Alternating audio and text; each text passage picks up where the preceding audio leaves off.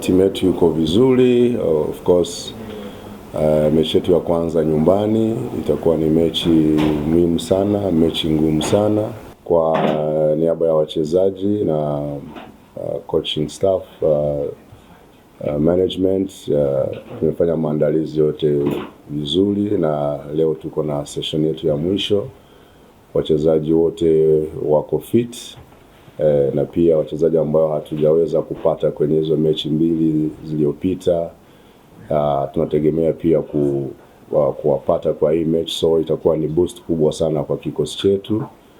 Of course mechi ya nyumbani dhidi ya timu ambayo imesha of course kuwa na stability kwenye ligi kuu. Police imefanya vizuri, hawajapoteza mchezo wote. Timu ambayo ina wachezaji wazuri, kocha mzuri mzoefu, kocha ambaye ana historia kubwa na timu yetu hapa Dodoma Jiji. So ya mchezo ambao utakuwa ni mzuri, lakini pia utakuwa mchezo mgumu sana. Tunaomba washabiki wetu wote wajitokeze kwa wingi, kwa sababu support yao ni kubwa sana, watatusaidia.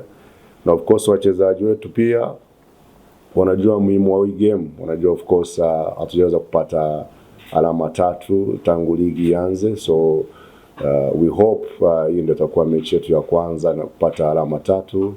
Hata kama tunajua of course itakuwa ni mechi ngumu sana. Tunaheshimu sana Police FC, kwa hiyo yes, itakuwa game ngumu, lakini tumejiandaa vizuri kupata matokeo mazuri. Cha kwanza nimshukuru Mwenyezi Mungu tena kukutana tena kwa mara nyingine. Tumeanza msimu wa ligi kuu tukiwa nje, kwa hiyo tunarudi nyumbani kujiandaa na mchezo wetu dhidi ya Polisi, na maandalizi yapo vizuri. Na mimi leo master plan hapa ataenda kufanya maandalizi ya mwisho kuelekea katika mchezo wetu wa kesho. Kila mchezaji amejiandaa vizuri kutia mchezo huo wa kesho, kwa hiyo na imani kubwa sana kesho tunaweza kupata matokeo mazuri ya pointi 3. Chengine pia niwakaribishe mashabiki zetu wa Dodoma Jiji, sababu ni muda sana hawajaona timu yao. Kwa hiyo kesho waje kuona ma X factor hao ambao walisajiliwa katika mchezo wa kesho.